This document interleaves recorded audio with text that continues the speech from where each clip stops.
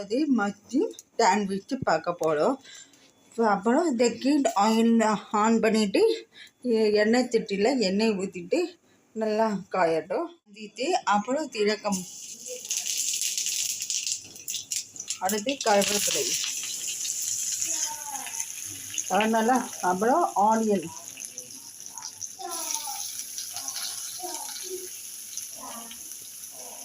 பண்ணணும். டொமேட்டோ,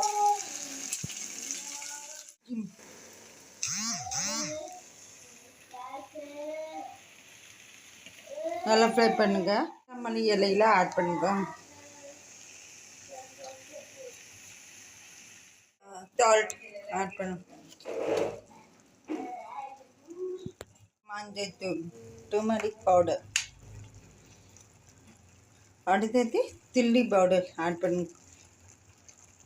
நல்லா ஃப்ரை பண்ணுங்க. நீட்டு நான் வேக்கட்டும்.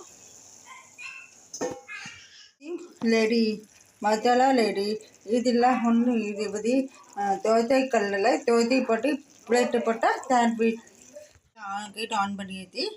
இப்போ பிளேட்டில் க்ளோஸ் பண்ணணும். இதெல்லாம் போட்டு கொஞ்சம் கொஞ்சம் அப்ளை பண்ணுங்க.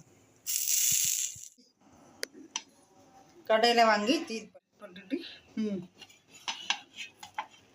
அவ்வளோதான். சாண்ட்விச் லேடி மக்கி சாண்ட்விச் லேடி விற்பாங்க. நல்லா இருக்குல்ல, சீஸ் நல்லா இருக்குது. இது அப்புறம் போல இருக்குல்ல. இது வீட்டு செஞ்சு பாருங்க. சப்ஸ்கிரைப் பண்ணுங்கள், ஷேர் பண்ணுங்கள்.